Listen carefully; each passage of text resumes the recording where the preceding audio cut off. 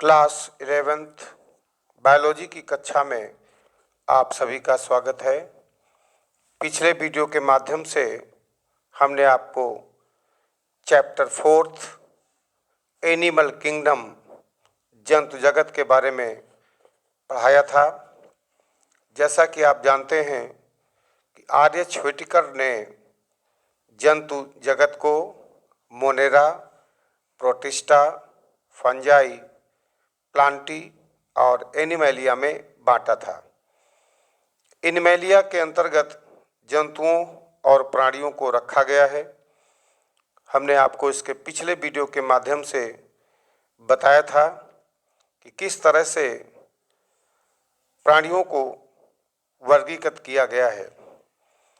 प्राणी जगत के वर्गीकरण के आधार के बारे में बताया था कि प्राणियों में शारीरिक संरचना एवं आकार में भिन्नता होने के बावजूद भी अनेक समानताएं पाई जाती हैं, जैसे कि कोशिकीय व्यवस्था, शारीरिक सम्मिति, प्रगुहा की प्रकृति, पाचन तंत्र, परिसंचरण तंत्र और जनन तंत्र में बहुत सी आधारभूत समानताएं पाई जाती हैं। इन्हीं समानताओं के आधार पर प्राणियों को वर्गीकृत किया गया है या प्राणियों के वर्गीकरण का आधार बनाया गया है। शारीरिक संगठन में हमने आपको समझाया था किस प्रकार से प्राणियों में शारीरिक संगठन कोशिकीय स्तर का या ऊतक स्तर का या अंग स्तर का या अंग तंत्र स्तर का होता है। और जिन फाइलम्स के बारे में हमने बात की थी जो आपको पढ़ने हैं, उन फाइलम में फाइलम पोरीफेरा, फाइलम निडेरिया या सिलेंटेटा भी कहा जाता है, टीनोफोरा, प्लेटिहेल्मिन्थीज, एस्केहेल्मिन्थीज या इसे नेमेटोडा के नाम से भी जाना जाता है, Annelida, arthropoda, Mollusca, Echinodermata, Hemichordata और कार्डेटा। ये 11 फाइलम के बारे में हमने आपको पिछले वीडियो के माध्यम से समझाया था। और फिर प्राणी जगत एनिमल किंगडम, जिसे एनिमैलिया कहा गया, जो बहुकोशिकीय प्राणियों का जगत है, इसमें हमने आपको संगठन के स्तर, सम्मिति, सीलोम के बारे में विधिवत समझाया था और बताया था कि किस प्रकार से प्राणियों को इस तरह से क्लासिफाई किया है। आज इसी कड़ी में हम आपको एक एक फाइलम के बारे में समझाने का प्रयास करेंगे। आज हमारा प्रयास है कि आपको फाइलम पोरीफेरा और सिलेंटेटा के प्रमुख लक्षण और उनके उदाहरणों से अवगत करा दिया जाए। आज हम फाइलम पोरीफेरा को ले रहे हैं। प्रत्येक फाइलम के प्रमुख लक्षणों को ध्यान से सुनिएगा और समझने का प्रयास करिएगा। पोरीफेरा का अर्थ है पोर बियरर, अर्थात छिद्रधारी प्राणी। इनके शरीर पर आस्टिया के रूप में अनेक छोटे छोटे छिद्र पाए जाते हैं। इनमें से होकर जल इनके शरीर में प्रवेश करता है। अरस्तु पहले वैज्ञानिक थे जिन्होंने इन जीवों का अध्ययन किया और इन्हें स्पंज का नाम दिया। रॉबर्ट ग्रांट 1825 ने इनके जंतु होने की पुष्टि की और पोरीफेरा संघ के अंतर्गत इन्हें रखा। इस तरह से अरस्तु सबसे पहले वैज्ञानिक हैं जिन्होंने इन जीवों का अध्ययन किया और इनको स्पंज का नाम दिया, जबकि रॉबर्ट ग्रांट ने इन्हें जंतु होने की पुष्टि की और पोरीफेरा संघ के अंतर्गत इन प्राणियों को रखा है। जैसा कि अभी हमने बताया है, पोरीफेरा शब्द का अर्थ है छिद्र धारक। पोरस मीन्स होता पोर, और फेरी मीन्स होता है टू बियर। इस संघ के सदस्यों को स्पंज कहा जाता है और इस संघ के अंतर्गत प्रिमिटिव एवं सरल ऊतक विहीन असंख्य छिद्रों वाले बहुकोशिकीय जंतुओं को सम्मिलित किया गया है। आज स्पंजों की लगभग 5000 से भी अधिक प्रजातियां ज्ञात हो चुकी हैं। अधिकांश स्पंज समुद्री जल में पाए जाते हैं। इनकी कुछ प्रजातियां स्वच्छ जलीय जलकायों वाटर बॉडीज में भी पाई जाती हैं। समुद्र की चट्टानों में पाई जाने वाली इनकी कुछ प्रजातियां 600 लाख वर्ष प्राचीन हैं। इन्हें अन्य मेटाजोआ से पृथक मानकर शाखा पैराजोआ के अंतर्गत रखा गया है। तो आइए जानते हैं कि संघ पोरीफेरा के प्राणियों की प्रमुख विशेषताएं क्या होती हैं। एक एक संघ जो हमने 11 संघ बताए हैं, उन सभी को बारी बारी से पढ़ना है, उनकी विशेषताओं को पढ़ना है, उनके लक्षणों को पढ़ना है और उनके प्रमुख संघों के प्रमुख उदाहरणों को भी ध्यान में रखना है। पोरीफेरा जैसा कि बताया है कि संघ के प्राणियों को सामान्यतः स्पंज कहा जाता है और इनकी प्रमुख विशेषताओं को आप इस प्रकार से समझ सकते हैं कि सामान्य रूप से समुद्री अर्थात लवणीय जल में पाए जाते हैं। इनका शरीर असममित होता है, जैसा कि आपको हमने बताया था कि इनकी शारीरिक बनावट इस प्रकार से होती है कि इन्हें किसी भी तल से 2 बराबर भागों में बांटा नहीं जा सकता, इसलिए इन्हें असममित प्राणी या एसिमेट्रिकल एनिमल के नाम से जाना जाता है। ये सभी आद्य बहुकोशिकीय प्राणी हैं जिनका शरीर संगठन कोशिकीय स्तर का होता है। इनके शरीर में ऊतक नहीं बनते हैं। प्रत्येक कोशिका अपना अलग अलग काम करती है, इसलिए इनका संगठन कोशिकीय स्तर का कहा जाता है।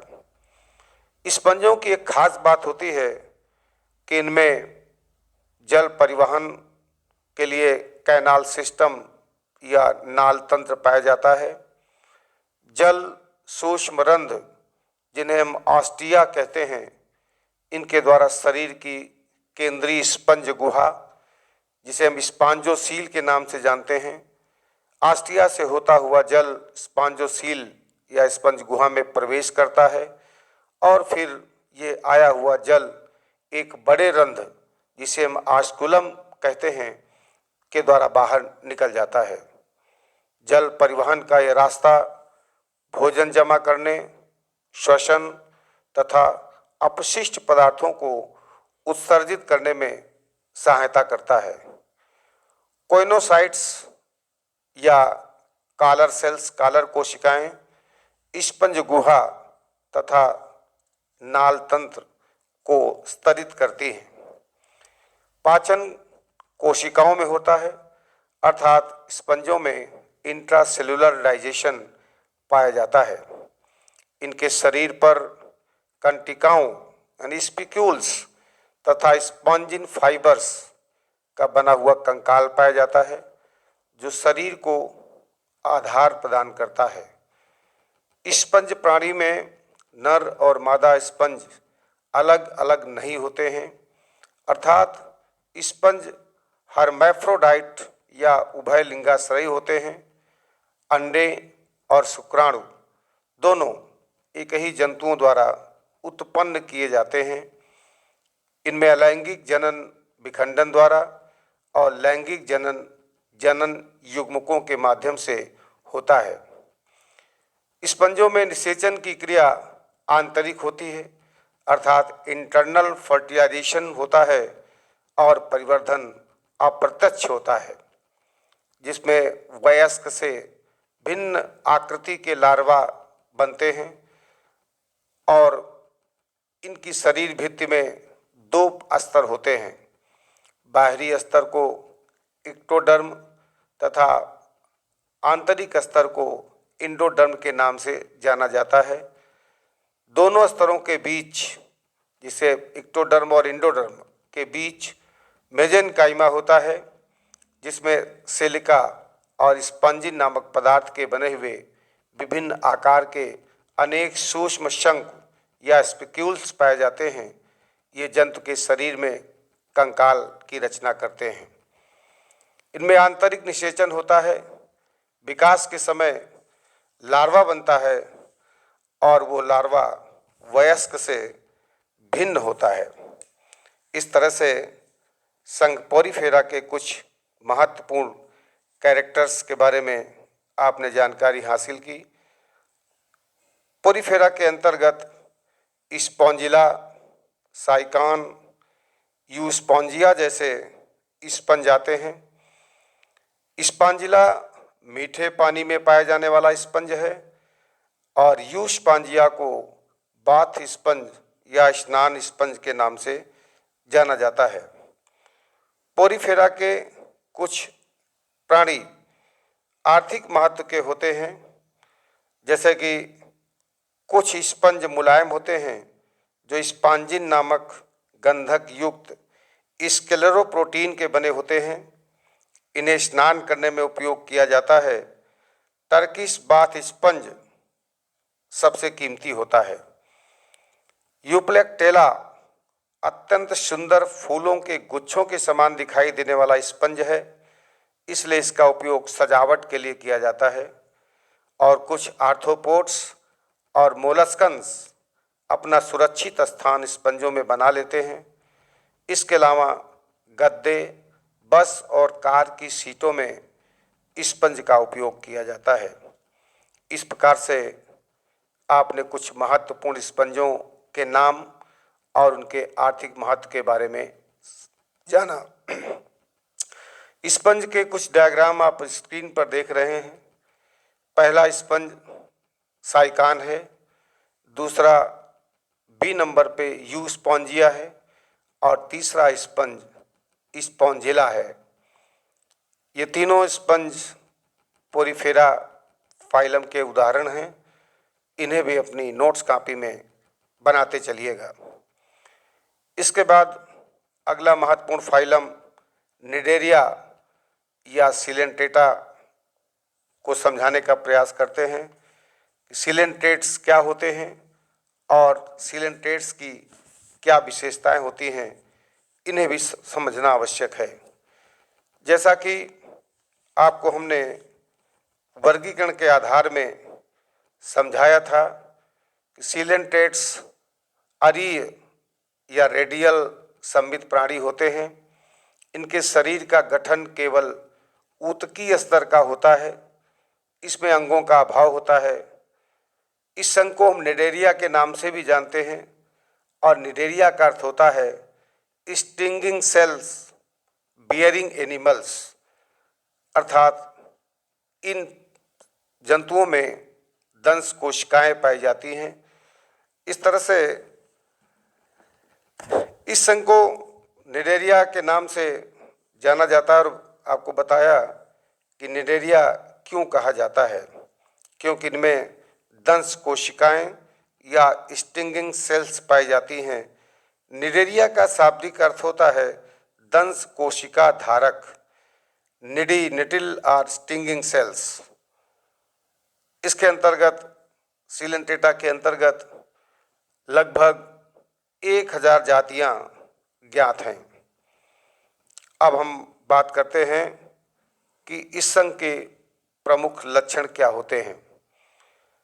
जैसा कि आप अपनी स्क्रीन पर देख रहे हैं कि इस संघ के प्रमुख लक्षणों में से अभी हमने आपको समझाया है कि संघ के सभी प्राणी अरीय संवित अर्थात इनमें रेडियल सिमेट्री होती है और अधिकांश समुद्री जंतु हैं।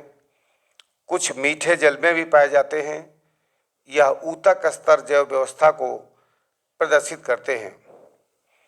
इन जंतुओं का शरीर भित्ति में 2 स्तर पाए जाते हैं।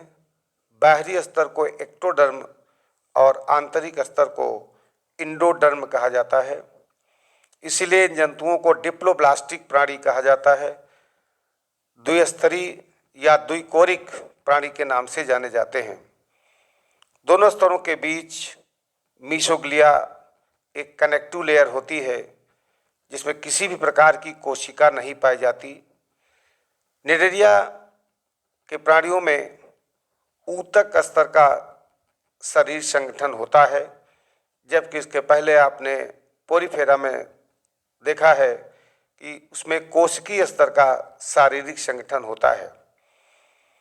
इन प्राणियों में केंद्रीय जठर संवहनी गुहा या गैस्ट्रोवैस्कुलर कैविटी पाई जाती है, जो अधोमुख या हाइपोस्टोम पर स्थित मुख द्वारा बाहर की ओर खुलती है।